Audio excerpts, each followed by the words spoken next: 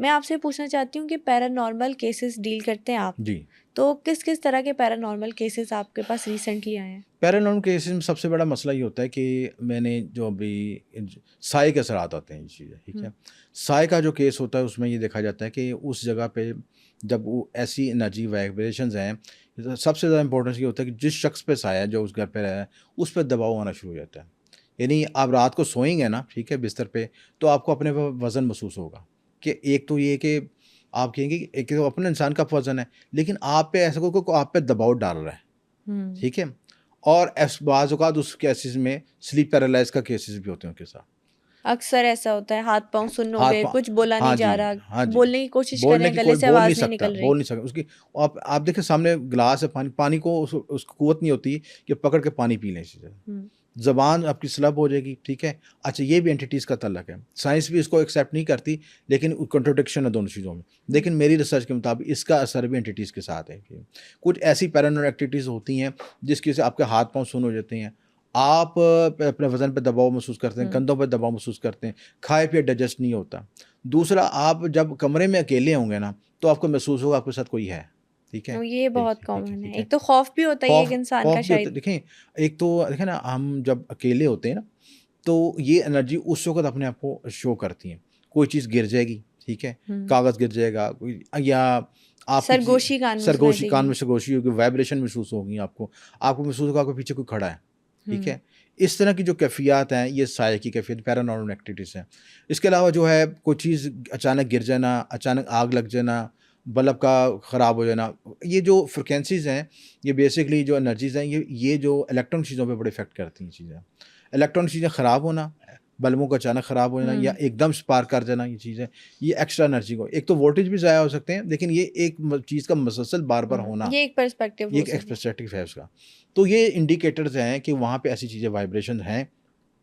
अच्छा, वहाँ पे बाज़ औक़ात लोग अपना घर कब्रिस्तान वाली जगह पे बना लेते हैं, हम्म। ठीक है? हमारे माशरे में ऐसी बहुत सी सोसाइटी हैं जो कि हम्म। इल्लीगल हैं, या ऐसी जगहों पे, या कब्रिस्तान का बहुत ज़्यादा कनेक्टेड होना, बहुत क्लोज़ होना, या ऐसी जगहों पे जहाँ पे केतु होगा वहाँ पे या पुराना नाला होगा, पानी वाला नाला होगा, ठीक है? हम्म। या जो है कब्रिस्तान होगा, या पानी की टंकी होगी, ठीक है? राहु होगा तो पानी की टंकी होगी। ये सिंबॉलिक फॉर्म है कि वो हम्म। उसकी वास्तु की, उसकी एनर्जी के साथ ये चीज़ें। बाज़ जगहों पे देखा है कि बहुत पुराने दरख्त लगे होते हैं घरों के दरमियान में, ठीक है? हम्म। वो भी उन चीज़ों को उन एनर्जी के साथ कनेक्टेड होते हैं चीज़ें, ठीक है? अच्छा, बाद लोगों ने ये देखा कि उस दरख्त को काटा तो घर पे ज़वाल आना शुरू हो गए। उसकी रीज़न ये बताई जाती है कि जिन्नात कहते हैं वो हमारा घर था। बिल्कुल, वो देखिए ना, एनर्जीज़ हैं। आप दरख्त है, वो एक एनर्जी है, हम्म। ठीक है? दरख्त को हम बेजान चीज़ तो नहीं कह सकते ना, हम्म। वो एक एनर्जी है।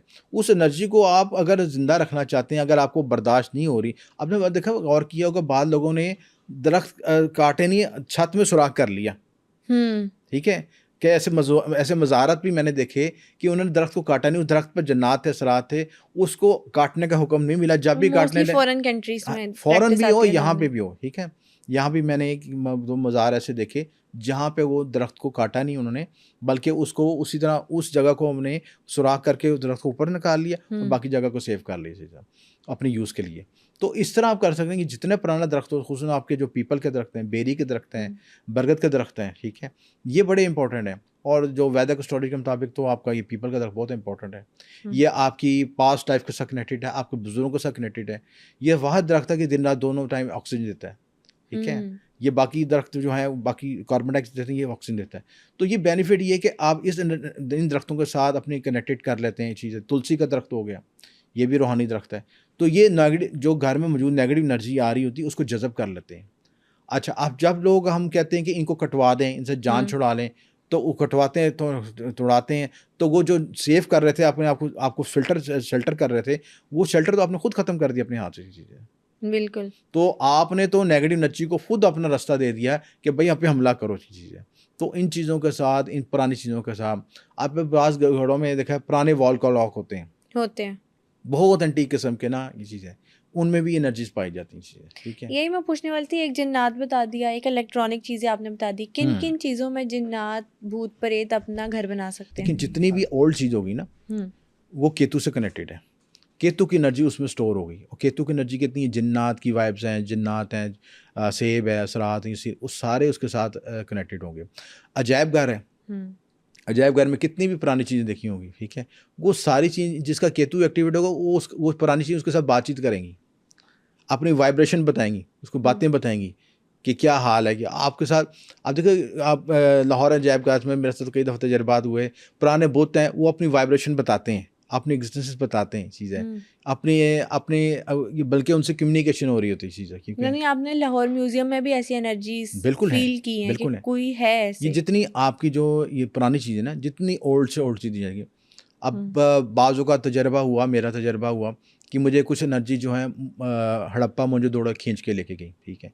मैं यहाँ पे था, मैं अपनी फैमिली के साथ था और मेरा कोई प्लान नहीं था, लेकिन वो ऑर्डर आया तो वो मुझे वहाँ पे कनेक्टेड किया, वहाँ पे मुझे जाना पड़ा। इसे हड़प्पा मोजो दौड़ो वहाँ पे चीज़ है, वहाँ पे कब्रिस्तान में मुझे जाना पड़ा चीज़ है। वहाँ जाके मुझे जाकर सुकून हुआ, ठीक है। और फिर उस एनर्जी के साथ कनेक्शन बात हुआ, पर वो एक अलग बात तरफ चली जाएगी।